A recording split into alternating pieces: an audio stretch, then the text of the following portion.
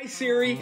I'm looking for a new podcast, one that preferably is hosted by a UF Hall of Famer, one that airs every weekday that would bring me everything I need to know about the Florida Gators, including news, analysis, and opinions. Siri, is there such a show?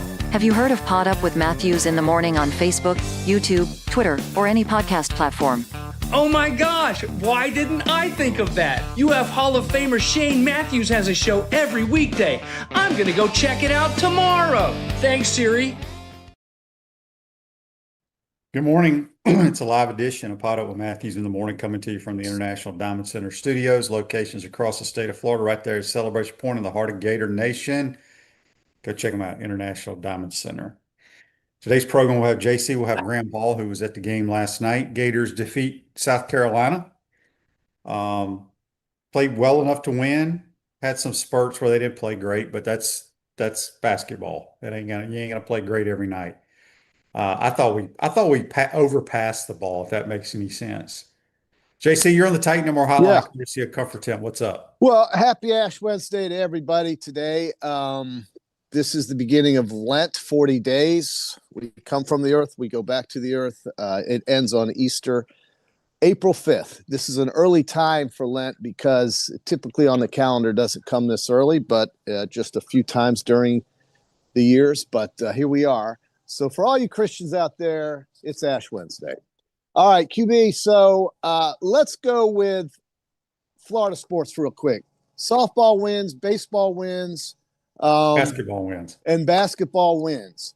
Golf is just a winner, period. And I think, go ahead. I'm sorry. They have time off. They don't play as often. No. Their next tournament is out in Las Vegas. So it was a good night for Florida Gators. These are games that they should win. This is Stetson is again tonight, another game with Stetson. These are important games because it kind of works out some kinks. It's early in the year. We got to find out what we have. In terms of basketball last night, the game, 23.5 point spread is really ridiculous. And the South Carolina team is one of the worst teams in the country. Now, Mike Morgan was on with you on Monday, I think it was, and he was saying that he sees 10 or 11 teams out of this conference making the tournament.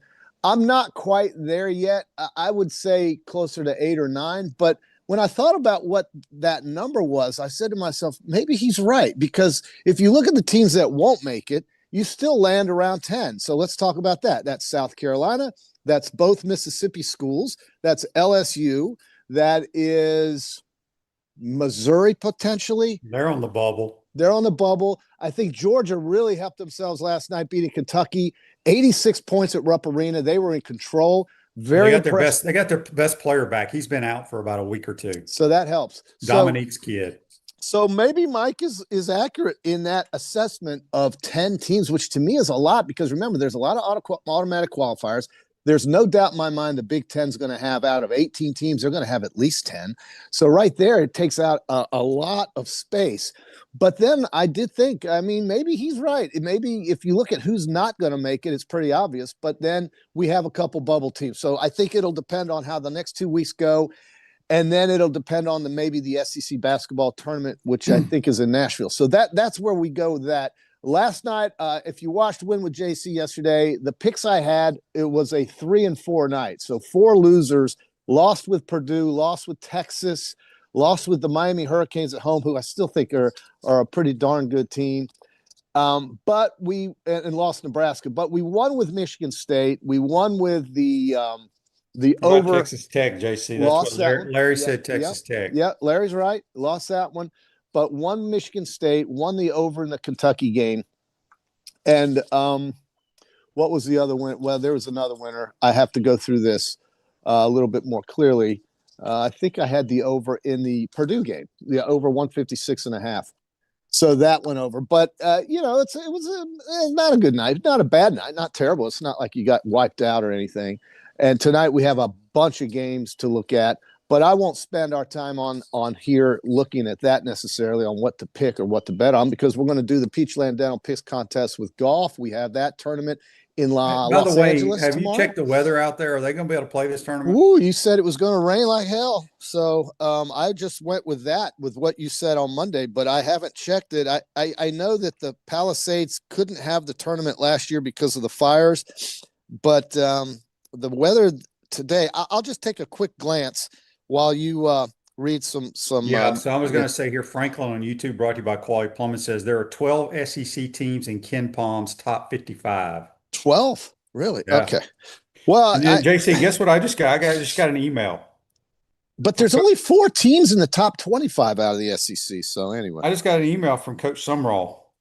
Coach Sumrall, and he says, Shane, this is head coach John Sumrall. I want to thank you for renewing your 2026 football season tickets. Can't wait to see y'all in the swamp. How about that? little does he know that you're going to be in the booth. I know. I'm a season ticket holder, JC. How Damn about right that? you are. I've been one for, let's see. QB. What year are we in? This is 34 26 years. Well, I mean, why wouldn't you be a season ticket holder? I know. Yeah, I know a couple other ex-Gators. Okay, so MSRK says rain is going to be a problem. They could end up back at Torrey Pines again. I'm glad he's looking at it. Well, I don't think they're going to be able to play this tournament. I'm talking like they just had avalanches up in North California because of all the rain, snow and stuff. Really strange how the weather's turned in that state from drought to floods. And it's, I don't know, maybe it's La Nina. Where's that tournament at? Los Angeles, right? Yeah, in Pacific Palisades, which we all know got burned down last year. All right. Well, I'm just going to type in all Los Angeles. Yeah, take a look at that. This is one of the premier tournaments, QB. This is a big one, and it's the last stop on the West Coast. Today there's 10% chance of rain. Tomorrow there's 100%. Well, there you go. Then it goes 5, 15. Yeah, they maybe get it in. They're going to get it in. They're going to get it in. It's going to be a down. They're going to. It's going to be. Clean your ball, get a nice lie, hit it 4 feet, and make every putt. 20 under. I mean, here we go again. Just low scoring. These greens, they're soft, and these guys just shoot right at the pin. And why wouldn't they, right? Why wouldn't they? Michael wants to know if I'm going to have Coach Sumrall on the show. Yes, I will eventually. I'm going to let all these other people get him. I don't like to bother people, man. Yeah, but QB, your name is on a very I understand that, JC, but I'm going to let all these other people that do shows and stuff bother him first. And he's been on their shows. I'll have it's a time and place to have him on. There you go. You decide when that is. Yeah. You got a lot of time. He was on a podcast just the other day talking about these kids, who are getting paid need to play. They need to earn the money, basically. Mm-hmm. We're talking that he was on that podcast talking about that. And this guy, Mark Zeno, was saying, give me the Gators team total over right now. So he was in love with Coach Sumrall. Some of the comments were like, this guy is just running his mouth. Most comments were, I am fired up and I'm excited about it. But Mark Zeno says, take the over, whatever that is. And you and I have it at 8. And so I don't know what Vegas is going to put it at. We're a little biased. It's admitted, but it's going to be better than that crap we've been watching. Baron71 on YouTube, brought to you by Quality Plumbing, says, QB, say you only focused on playing golf over all the other sports from junior high on. Where do you think you'd have gone as a golfer? I didn't play golf till I came to college. So I don't know the answer to that. Dude, to be an elite golfer, you have to start at a young age, and you have to have swing coaches. And I've never had a lesson, and I'm not going to get a lesson. I never have either. Yeah, I just play golf. I love to compete. I tell people this all the time. They don't understand why I like it. I said it's the greatest sport in the world. The reason is you can play it at any age. You can make any match fair if everybody is honest about their handicaps. And there are rules. There's nobody calling back a 75-yard touchdown pass because the left tackle supposedly was holding or somebody flinched. Right. Or I take it to the basket for a game winner and I get fouled and I missed the free shot. No. There are rules, and there's no discussion about it. There are rules, and you play by the rules. That's why it's the greatest sport out there. And there's no judges telling you didn't hit that triple sow cow. Correct. And I got it. I get you. And it's not just that. There's an ethics to it. There's a decorum to it. There's a way you play that, you can, as a group, you can kind of do what you want, but if you play by the rules of golf, that doesn't change. There's no arguing. There's no arguing and there's no time clock. I mean, people argue about certain rules that they may not be clear on, and that can get in the way of things. But if you just agree upon it amongst yourselves in your group, you can have the time of your life, and you can do this into your 80s. We know people playing golf. I have guys in my guy that are 83 shooting their age or better. There's a couple of guys in that group. It's not just one. Right. And, so it is something that will stay with you. It'll keep you outdoors. It'll keep you away from the hustle and bustle of life, because when you're on that course, man, it's 4 or 5 hours of just you and the course and that ball. And everything kind of goes away, QB. It's a wonderful. Now, a lot of business is done on the golf course, granted, but if you're out there just to compete and play golf, man, there is nothing better than having that isolated time with your friends or buddies and just being in the moment on that golf course. It takes you away from some of the things that stress you out in life, and I think it's a wonderful, wonderful game. Yeah. Tommy in Savannah says on the Titan More text line, if you were the booster paying for Darren Peterson at Kansas, how would you handle him missing so much game time? Oh my gosh. I'd say give me a discount on the next check. I'm going to give you a 20% discount. First of all, I don't think these guys get paid all up front, right? So I might be calling his agent or him or whoever the hell I deal with and saying, hey man, we're going to make this next check a little bit less. And do something about it if you don't like it. So they don't want the attention. I can promise you, they really don't. So, this guy Peterson, he just gets the wrong message. He gets the wrong message. And Bill Self was right when he told him to just hit the road after he warmed up against somebody and then said, oh, I got the flu. I'm out of here. That's not the right example to set. And you're not a leader when you do that. You are selfish. Kansas isn't going to win anything. I don't care if he's on the court or not. They're not going to beat these teams that are ahead of them, I don't think. Yeah. Florida native on YouTube, brought to you by Quality Plum, says he's a 5 handicap, plays 5 times a week. Wow. I've played with guys that play on the mini tours and they shoot in the 60s. Just imagine those guys aren't even on the tour. That's how good I know. You have no idea. I know. I mean, you have no idea. As great as the Gator golf team is, when they won the national title at 2023. Fred Biondi. Ricky Castillo's on the tour. Fred Biondi's playing overseas somewhere. Mm-hmm. And that, I mean, it's just, those dudes are the elite of the elite. It's crazy. Ruse Ogre State Farm Office is a team of dedicated insurance professionals ready to help life go right with the right insurance options for you and your family. Visit ogreinsurance.com. Give them a call at 352-240-1779. Well, to touch on what you just said, QB, I know so many guys who are just wonderful at golf, extremely talented golfers. And my question to them was always, do you sometimes wish you were an 8 handicap instead of a +3? Because if you're that good and not making money at it, how frustrating can that be for you? And do you care? I always ask them about that. There's a guy I know named Nick. There's a guy I know named John. There's a guy I know named Richie. A lot of guys who are just unbelievable golfers, scratch or better, and yet they don't make a nickel playing the game. And it seems to me that it's talent, but it's not talent wasted. It's just opportunities that aren't there for you anymore. And it's too bad. Yeah. Does that make any sense? Mm-hmm. I mean, as an 8 handicap, you're happy in your own little world. I mean, sometimes you win, sometimes you lose. And well, like I said, I got guys in my group that are +4 handicaps. Yeah. And they never sniffed a mini tour. Right. Exactly. So, Joseph on Facebook Live, brought to you by Mel Law, says, did y'all see the reported wants from Eugene Wilson to stay at Florida? Something like $350 up front with $25,000 monthly, I think it was, and he had to be on the field for every snap unless he was injured. Yeah, it's dumb. That's just the kind of stuff I'm so disinterested in. But let me tell you something. I couldn't care less. I may eat crow, but from what I've seen over the last 3 or 4 years, Eric Singleton is going to be your best player on offense. There you go. Hey, I mean, throw it out there. Who knows? You might you might end up being right about that. Here's John Jett, 5463. Do you think Aberdeen wish he had stayed?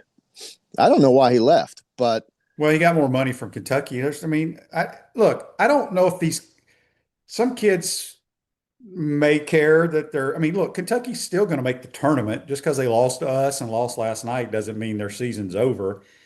But look, I think our two guards are playing great basketball, man. I, you look at the little things they do that don't show up in the scorebooks or the stat lines. Um, they're good, man. They're real good. They're different types of guards. and yet, as good as they are, QB, they're ranked 12th. 12th. Well, because a lot of that has to do with early in the season, JC. We lost 3 or 4 games, but we really only have one bad loss. I think that was to TCU, or was it Providence? Maybe it was TCU. But you lost to Arizona. We're a totally different team. I would not care where you're ranked. You're going to be I would say right now, Florida's going to be a 2 or 3 seed at worst. Yeah, I agree with that. Rankings are meaningless when we get to the seedings, I think. And it comes down to where the committee wants to put you and how high a seed you are. All right, JC, let's get to our Peachland Dental Gator Nation's choice for dentistry in Port Charlotte and surrounding areas. Go visit them at peachlanddental.com. We have another tremendous golf tournament to pick out in California. Do you want to go first, JC? Okay, so this is the Riviera. This is the Genesis Invitational. It's where they had the fires last year. They didn't play it at this location, so they're back now. Don't know how this course is going to set up or play, but the one guy I've been pretty consistent with who has been in the top 10 week in and week out is Jake Knapp, and I'm just going to keep riding this guy at least with a top 10 play until at some point he wins. Smooth swing on tour. Well, yeah, but I want him to score. I want him to win and make putts. That's what I want. Yeah. I think Rory's going to play well this week. Yeah, he had a good tournament last week. Give me sure did. Michael Rory. Yeah, Rory had a good tournament last week. He'll eat up this course. Another guy who had a good tournament last week until I guess you could say the last day was Jacob Bridgman. I like the way he goes about his round. You can't tell if he's nervous or if he's excited. He just executes shots. Making that 6 from the beach after hitting it in the ocean on his third shot, to me, was clutch. He also duffed a shot out of the bunker against the lip, was lying 2 from 156 out on a par 4 and made par with a great third shot. I just think he never gets rattled, and at some point he's going to break through, so I'll take him. Jacob Bridgman? Yep. You know where he plays college golf, JC? Where? So you don't. Well, were you asking He's me? a Clemson Tiger. Okay. Well, that's great. I'm not a big Clemson fan, but hey, God bless him. All right, give me I don't know why I think Victor Hovland's going to play well this week. Give me Vic. He kind of took the week off last week, but the week before he was pretty solid. At some point he'll break through. Love the way Morikawa play. I'm going to skip on him this week. I don't think he goes back to back. Gator has been a great player so far this year. He's won 2. I'm going to skip on him. But one kid that played well last week who I think could come back and also keep it going well is Matthew Fitzpatrick. He's a Britishman, and I never really ever pick him, but man, he just shows up, and there he is on the leaderboard. Do you know where he played his college golf? Oklahoma State. I don't think he did play college golf. Okay. Okay. All right, give me this joker. It's got to be time for him to start playing well. Give me Ludwig Oberg. Yeah, you've been waiting on him. Now you know where he played his college golf, right? I think so. You told me once. He's guns up. Okay, so he's a Red Raider. He's a Red Raider. God, that Texas Tech school. I mean, I know they lost last night. It's tough to be on the road for a week. Their top but player, man, they're hurt. Good. They're good. Yeah, and that has to bother them. Is he out for an extended period? I saw the highlights this morning. He got hurt in like the last 3 minutes of the game. Oh, JT Toppin. Oh yeah, he is a good one. We remember him. He missed a free throw last year that could have helped them win it against the Gators, but he missed. I think that was him at the line. So this guy I'm going to take next is so funny. He literally came in second or third last week, but he hit a shot and the microphone on the course heard him say, I am so bad at golf. Oh, that's Sepp Straka. I And love that. I think that guy has the right mindset to just go low or just not worry about it. I He like did. and he goes, I am so bad at golf. I said, that's one of my new favorite golfers right here. He's a Sepp Georgia Straka Bulldog. looks like he can drink a lot of beer. He looks like he'd be a lot of fun after the round. I'm taking that guy. I know he's Austrian, but this is the Winter Olympics. But you know where he played his golf, right? Georgia College golf. He's a Bulldog. dog. I do know that. All right, so my last pick, I'm going with my guy, Siwoo. Mm-hmm. I love Siwoo. Why do you love him so much? Well, it's funny you say that, JC. I just like his demeanor. I like his game. But Well, it used to be Tom but Kim. here's the thing is Now they it's Siwoo. say he is the most likable person on tour. They say he's hilarious. I don't know how much English he speaks, but they said that the other players on tour love it when he's in their group. Well, and Tom Kim was given that honor as well of likability. Maybe it's a South Korean thing. It could be. One of the things I'll never forget about Siwoo Kim was after winning the TPC and $2 million or some odd dollars before the purses got ridiculous, and $2 million is a lot of money. He won it. The next day at the time it was called Twitter, there's a picture of him sitting on the middle seat in row 32B on a commercial flight going back to Atlanta so he could catch his connection to Seoul, South Korea on Korean Air. And I just thought to myself, man, this guy, he gets it, man. He totally gets it. He is not going to throw money away like JC does on first class. And so God bless Siwoo Kim. I am 100% behind you there. If he wins, I'll be very happy. He's a good guy. All right. Kanye Ron says on YouTube, I say that line, I'm so bad at golf several times around, sometimes several times on a hole. Mine is not very polite. No, Got a lot of cuss words. You've got that football mentality out there, like you're in the huddle. And that's okay. That's okay. So, all right. So there we go. I've got Knapp, Bridgman, Fitzpatrick, and Straka. So 2 Americans and two Europeans. You've got Rory, Hovland, Oberg, and Kim, 3 Europeans and 1 Korean. You want to take an American just for the good? I don't have an American. You got 3 Europeans and 1 Korean. Okay, I'm gonna go one more time. Okay. We'll get one more pick. Give me Russell Henley, a Georgia Bulldog. Okay, you like Russ, and since you're going to take him, I'm going to go with another foreigner and take Robert McIntyre. I was going to take Bobby Mack. Give me Robert McIntyre. He cusses like a sailor, like you do. He does. And man, he's funny.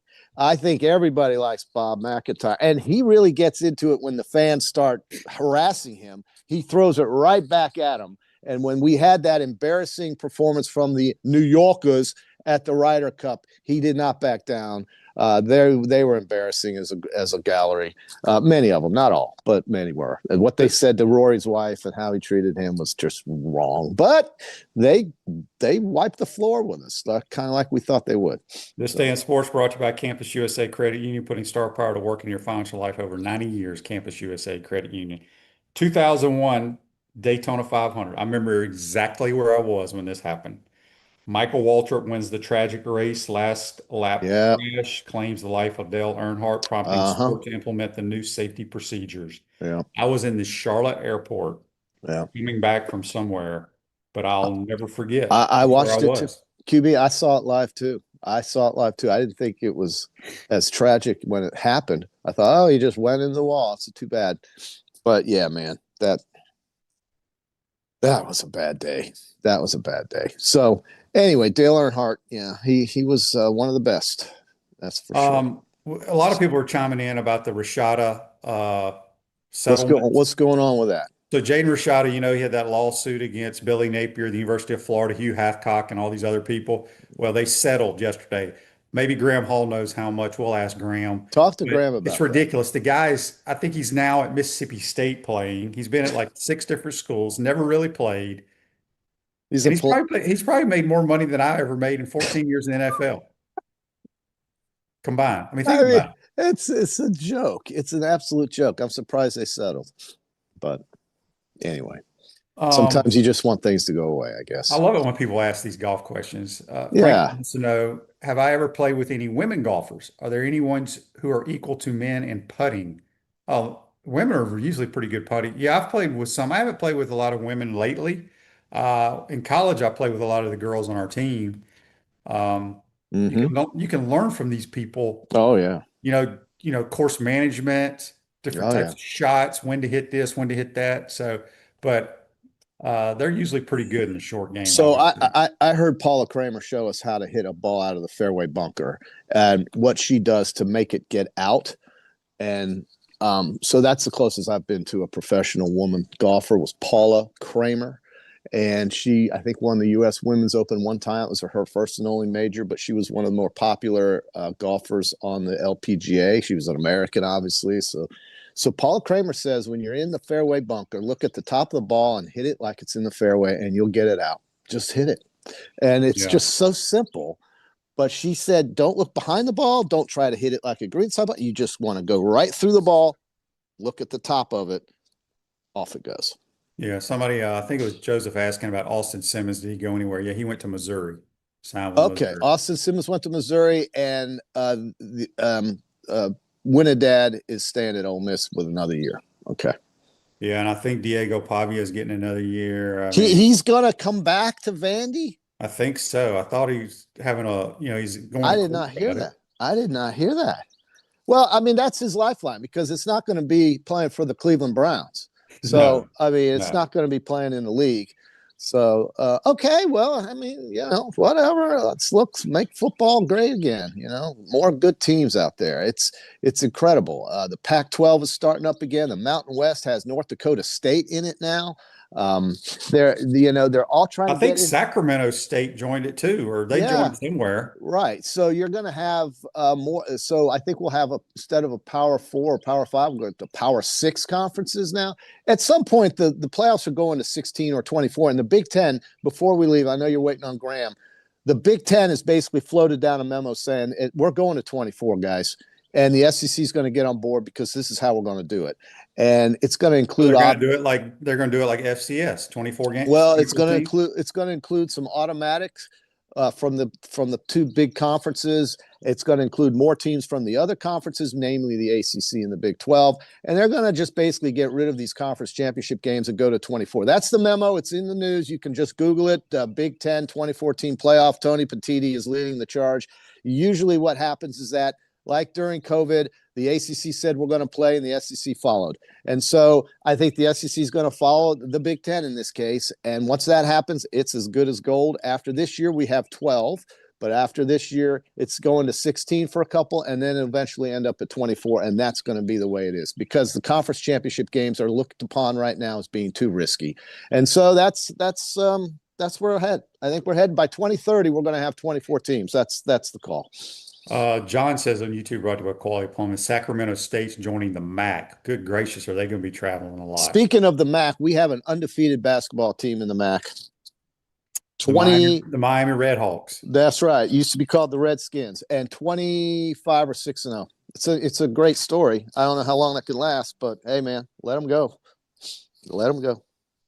Yeah, I mean, It's a great story. They're undefeated. It is. I mean, I don't care who you're playing. That's a lot of wins. That's one I missed yesterday. They were laying 3 to UMass on the road, and they won by 8, 7, something like that. The Miami of Ohio, man, that's cool. That's Ben Roethlisberger's school. Yep. Andy says on Facebook Live, Gator, he's our local swimming expert. He said Gator men's swimming is leading the SEC meet after 2 days. Women are in second.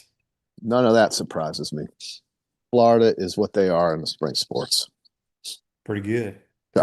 I don't know who's better. I don't know as far as an overall athletic department. There is none better in this league or in the country, really. Well, I mean, we never win the thing because Stanford has like 8 million sports, rowing. Okay, and that's fine. Well, that's fine. They can play polo and all that. That's great.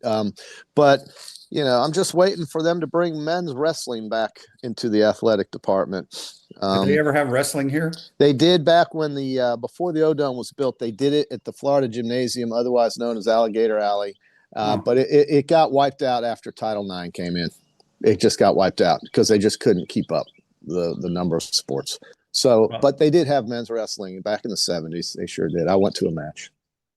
All right, JC, real quick. Right, Adam says on Facebook Live brought to you by Mel Law. Hope Tramel Jones wins the quarterback starting job in spring football. He's got a lot of talent. Yep, him and Fallow are going to battle it out. That's what you want. That's what you want. All right, JC. All right, brother. We'll see you on Friday. That's You got JC Jones on the Titan No More Hotline, courtesy of Comfort Temp. The Pouncey Twins provide all of Gator Nation with the highest quality liqueurs made by J.F. Hayden Craft Liqueurs. Find your favorite, including the mango flavors at Spurrier's Gridiron Grill. Quick timeout. Come back. We'll have Graham Hall for 24/7 Sports. You're watching and listening to PodUp Matthews in the Morning from the International Diamond Center Studios. We'll be right back. Our premium sponsors are Atlantic Roofing, Campus USA Credit Union, International Diamond Center, J.F. Hayden's Craft Liqueurs, Los Landeros Tequila, Meldon Law, Titan MRI and Imaging, Castaway Sauce, UF Health Orthopedics. Gridiron sponsors are Baker Sports, Comfort Temp, Florida Cracker Oyster, Electronics World, Gallo Car Wash, Miapa Latin Cafe, Peachland Dental, Quality Plumbing, Ruse Ogre State Farm, Silverback Concrete, 84 Lumber, Big Mills Cheesesteaks, Celebrate Primary Care, Gator Bait Media, Florida Cracker Kitchen, Gator Dominoes, Ironwood Golf Course, McDonald's of Gainesville, Tropical Smoothie Cafe, UF Bookstores, Advocare, MG&A Wealth. Remember to like, follow, and subscribe so you don't miss an episode. And to advertise, call my man Freddie, 352-284-3733. Naysayers. Setbacks. Injuries. Life throws a lot of hurdles your way. The key is just keep jumping them.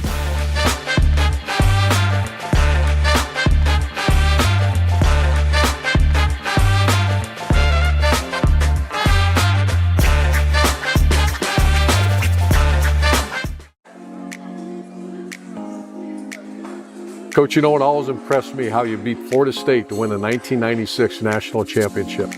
And I was really impressed with your 06, 08, and 09 Gator teams. And the way you coached Danny to the Heisman Trophy.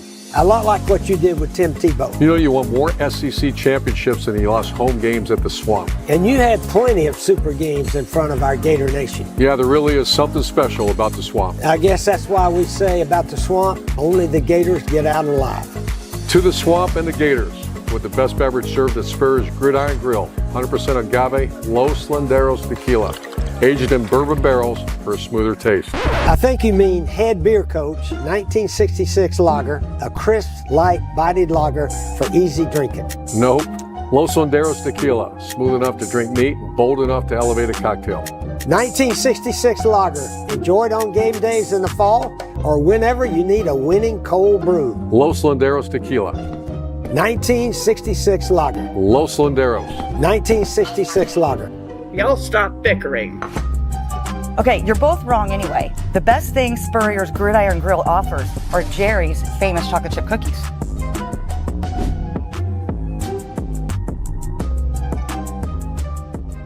When the late, great Charlie Daniels would need a place for jewelry he could trust, he turned to International Gold, Diamond, and Watch Exchange. Hi, I'm Charlie Daniels, and I live in Tennessee, but when I get ready to do something serious about jewelry or a gift for my wife or somebody, I always get in touch with the folks at International Gold and Diamond Exchange here in Gainesville. There's a lot of reasons for that. One reason is they sell nothing but the best. Find out what Charlie was talking about for yourself at International Gold, Diamond, and Watch Exchange at 3440 West University Avenue and online at igdwex.com. Welcome back to the International Diamond Center Studios. Florida Crackers, the brand for original Floridians, great food, Southern hospitality. Visit us in Brooksville, Florida. Visit the Florida Cracker Oyster Bar in Keystone Heights. Back to the Titan Number Hotline, courtesy of Comfort Tempest, our man Graham Hall from 24/7 Sports. What's up, Graham? Nothing much, man. Good to be here. Great time in Gainesville. Spring camp getting closer. Basketball underway. Baseball underway. It's a great time, man. All right. Before it goes away here on Facebook Live, brought to you by Mel Law, Mike asked, what's our weakest position, and do you expect anyone to step up for this season? I assume he's referring to football. I mean, that's kind of hard to answer right now what the weakest position is. You got an answer for that? Yeah, I think you could make a case for two. Interior defensive line. is a position that they've been pretty open about, that they wanted to add one more player in the portal. You lose a guy like Mekhi Barrow, who ends up heading to Ole Miss. You maybe would have liked to keep him back, but I tell people this all the time. I don't know how well documented it is, because we look at quarterback, receiver, running back, certainly, and think those are the most coveted positions in the transfer portal. But interior defensive line, due to limited numbers, is probably right up there at the top. There's not a ton of players out there with experience that programs are looking to add. It's why, guys like Joseph Mbachu and Jeremiah McLeod were trying to get pulled out of the portal more than really anyone else on Florida's roster last year. So it's a coveted position. You can't always add guys with experience. Florida added Emmanuel Badajo. I probably butchered that. I'm sorry. From Jacksonville State. And, a guy who has some production, played more than 600 snaps, but, comes from a small school. Brendan Bett was someone that teams were trying to get into the portal as well. So I'll say that. And, maybe this is a little bit of a hot take, but I think you could make a case for quarterback, right? I mean, you didn't bring in a guy with a ton of experience. He maybe has a lot of potential and knowledge of the system, and Aaron Philo, but you don't really have a quarterback on your roster who I think has played more than 100 snaps at the collegiate level. You got Aiden Warner, obviously, who has had some time at Florida. He's probably third, maybe even fourth on the depth chart. You bring in a true freshman and Will Griffin. What are the expectations for him?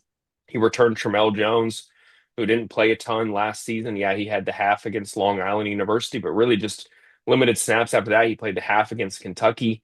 And then you bring in Philo. So you could make a case that you got a lot of talent around the quarterback position, but it could be a weak spot for you in terms of production and talent this year. So I would say those two right now. But yeah, like you said, you really won't know until you get into spring camp and see how these guys look on the field. Yeah. I feel really good about the quarterback position, and mainly because of Buster Faulkner. He knows what he's doing, but I hear what you're saying. Real quick, we had a text on the Titan More text line from Lynn. Lynn wants information on Gator Golf Boosters. Okay, so the website to go to, Lynn, is GatorGolfBoosters.com. All the information should be there. All right, Graham, last night Gators get a good win over South Carolina. Played well at times, kind of sputtered around here and there. Look, they're continuing to play well. I thought our guards did some good things. I thought if there's one, not criticism, but the one thing I thought we did too much is I thought we overpassed the basketball last night, if that makes any sense. So we obviously wanted to go inside a lot, and I don't know if Todd talked about this afterwards, but it felt like we were just trying to force the ball inside, and then this big man would try to get another pass to another big man, and he'd try to pass to this guy instead of them just going to the rack. I don't know if that makes any sense, but what did Todd have to say after the game? Yeah, I think he gave a lot of credit to South Carolina for slowing Florida down, especially in the half court. Florida looks to play up tempo, get out in transition, and I thought that South Carolina did a good job limiting their opportunities, and then did a good job kind of packing the paint, like you said, and limiting 3-point attempts for Florida. Give South Carolina some credit. I know Florida blew them out by 47, but this is an SEC team still. They've got some talented guys, and Michi Johnson and Kobe Knox. Yeah, they're on a 7-game losing streak, but you look at those games, they took one to overtime. They were down by just 4 to Alabama there the other night. They were down by, I think, 7 to Texas there in the second half. They haven't been playing great, and there's a little bit of a talent disparity there, especially in the front court. But that's still an SEC team with a good coach in Lamont Paris, and I think they did some good things. And I tried to bite my tongue at criticizing the officiating too much, especially from an individual call perspective.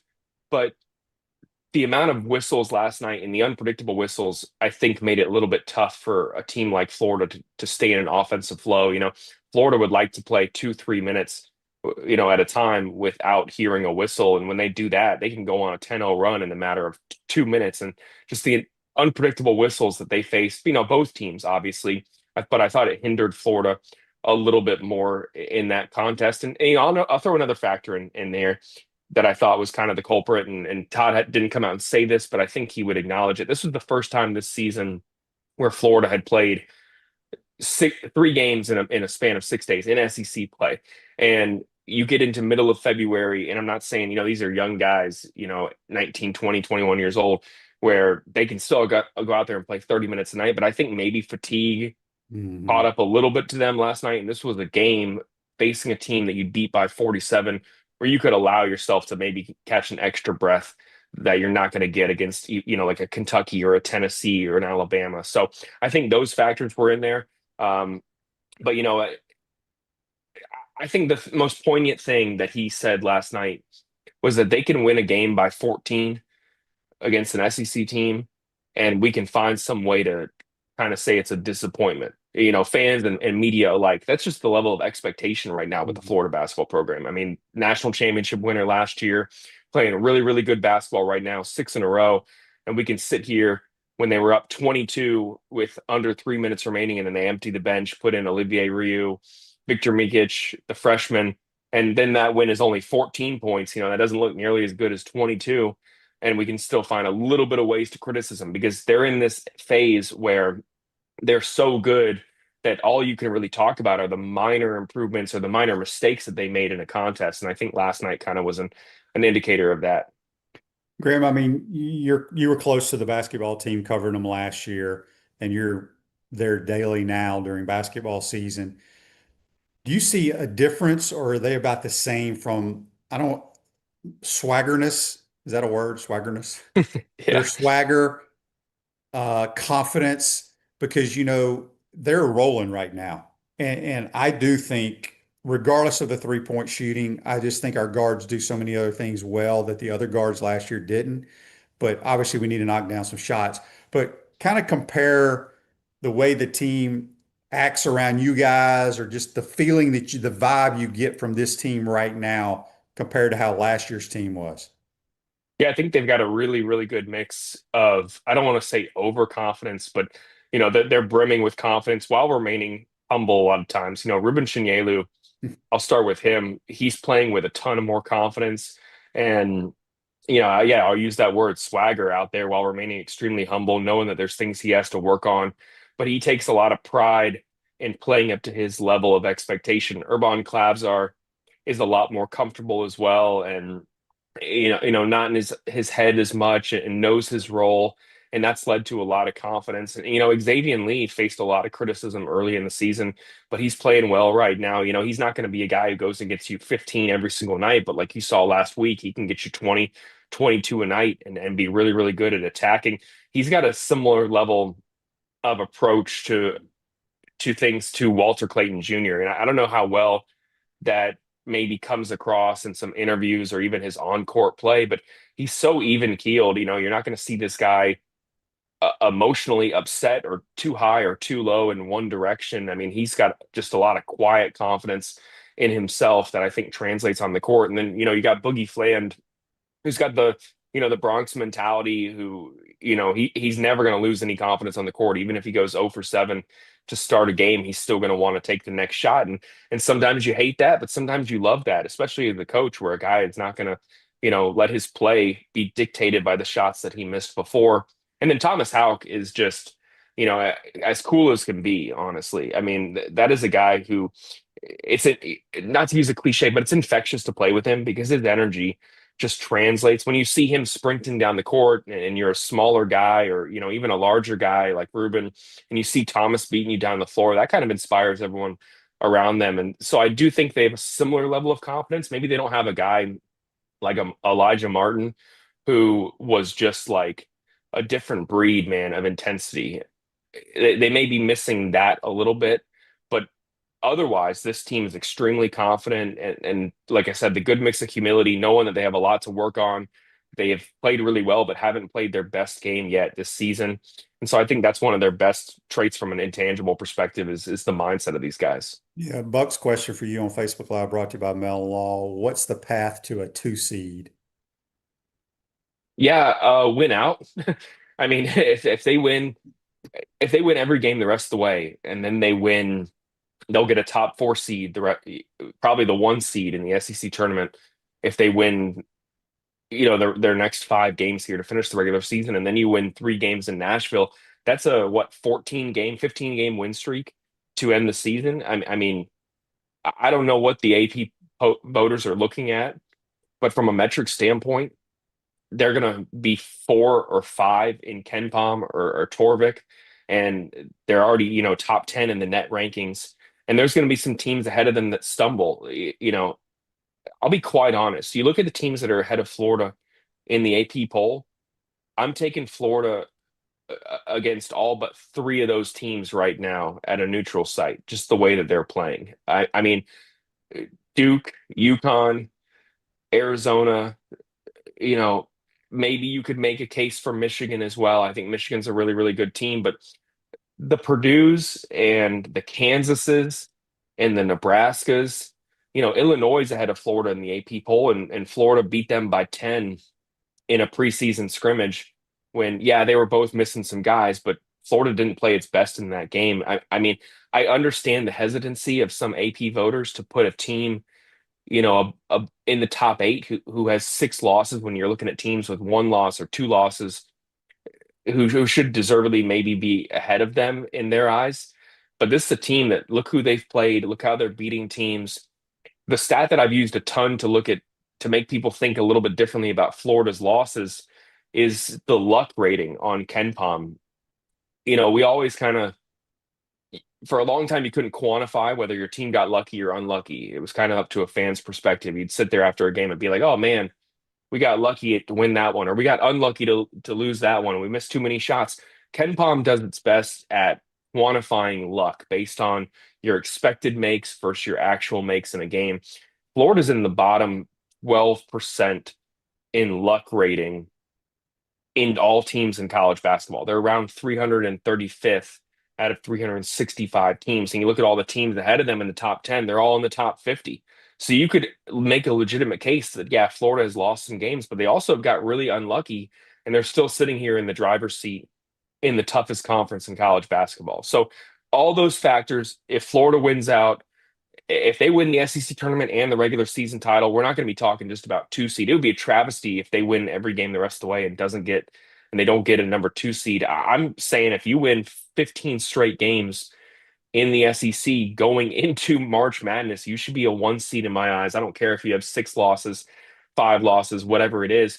There is no way where a team like Purdue or Iowa or Nebraska should be ahead of Florida and higher ranked in the NCAA tournament if that happens. We got a text here, switching gears back to football. I assume this is basketball. This is from Frank in Chicago. He says, can you ask Graham which current players he thinks will be back next year? That's a good question, man. I think it's one that Florida is hoping to find out as soon as possible, because the transfer portal will open the day after the season ends. So we're talking, April 7th, with the championship on April 6th. If I'm Florida's coaching staff right now, I'm having to prepare for the possibility that you're losing your entire starting 5. Xavier Lee is done after this season. He's a senior. Boogie Flan tested the NBA draft waters last year. He obviously hasn't had the year that I think a lot of people expected, but his defense, if he can keep improving his shot making, he could be someone who, even if he's a second round pick, maybe tests it. But I think at the starting 5, he's maybe the most likely to come back. Alex Condon, has earned some criticism, has made some aggressive turnovers, so to speak, but still, like you saw last night, a guy who can get you 20-10 every single night. And if he continues improving his shot, some team may take a flyer on him, just given his potential as a 21-year-old guy who can stretch the floor.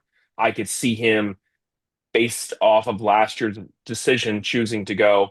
Ruben Chinyelu has worked his way into a guy that I didn't think would be drafted to someone who I could see being taken late first round, early second round.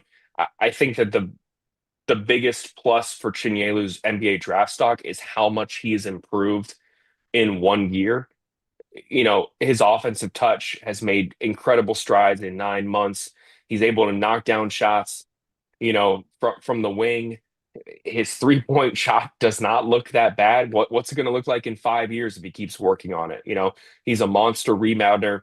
I could see him entering the NBA draft after this year, certainly. And then Thomas Houck is, in my mind, a foregone conclusion. Enjoy Thomas while you have a chance to watch him, because he's a guy who I think is going to earn some conversations to be a lottery pick, maybe, a top 20, 25 guy but that's someone who I think just makes a ton of sense. And he's a little bit older than just your regular junior because he did the extra year in high school. So the older he gets, the more his draft stock is going to fall based on the way the past has gone.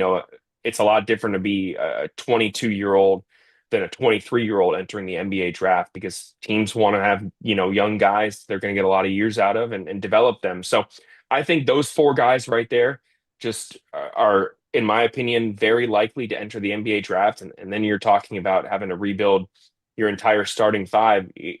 Hopefully Micah Hanlogton gets his waiver to return for a fifth year. They're still waiting on that and supporting him in that.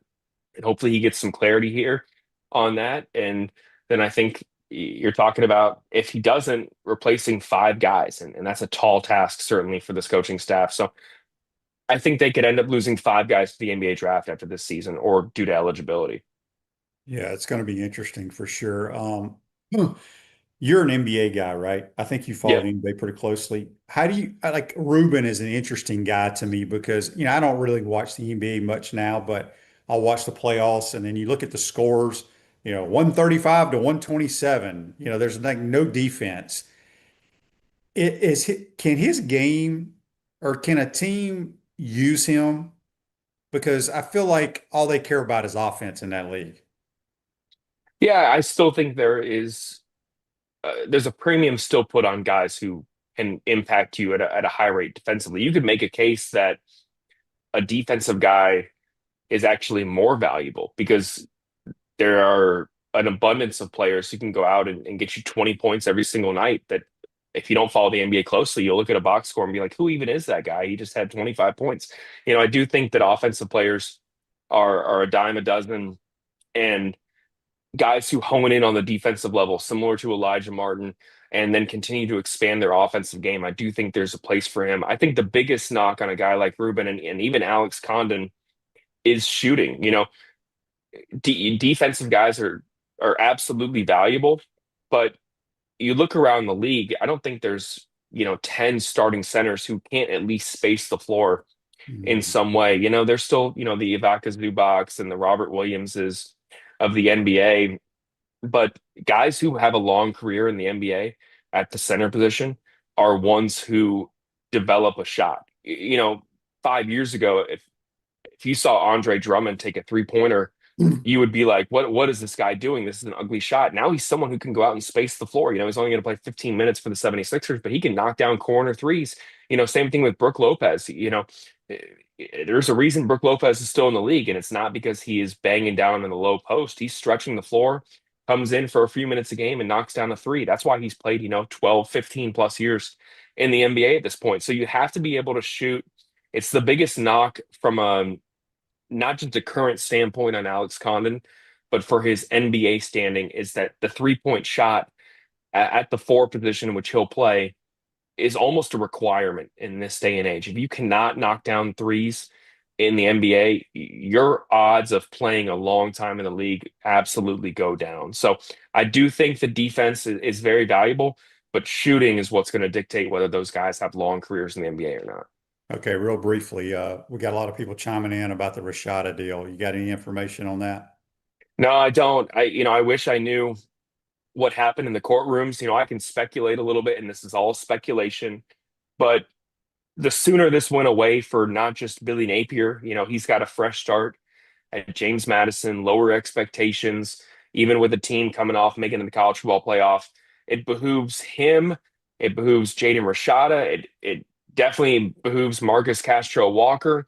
And it certainly benefits Florida for this thing to just be all wrapped up. This does not need to be dragged out anymore.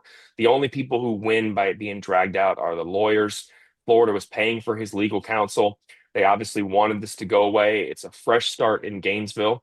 So that's my belief, is that this should have been decided sooner in my mind. It was never going to go to trial, because with discovery, I don't think any parties want all that stuff coming out just to speculate again. So I don't know what he was given. I don't know if it's in the millions. I don't know if it's in the low six figures. I don't know what it was. Jaden Rashada has made good money, going around to multiple stops in college. Billy Napier has obviously made good money from Florida to now at James Madison. let's just move on for all parties involved. And I think for Florida fans, the sooner that they don't have to hear the name Jaden Rashada anymore tied to the Florida program, the better for them. I'll be honest. Yeah. Good stuff, Graham. Let everybody know how they can follow you on Twitter. And if y'all have any specials going on right now, they can join in on. Yeah, we're going to do a spring camp special over at swamp247.com. We got baseball content, obviously a ton of basketball content. Spring camp coming as well. We got previews of all the assistant coaches, position group previews coming, a lot of recruiting content. We have a recruiting podcast every Tuesday. So a ton of stuff over at Swamp247. And it's always a good time, man. We got to do it again soon. All right. That's Graham Hall from 247 Sports, covers the Gators, does a tremendous job. Appreciate his time. Atlantic Roofing, your roofing experts for residential, commercial roofing with more than 50 years of local experience. That's going to do it for today. We'll see you tomorrow, folks. Take care.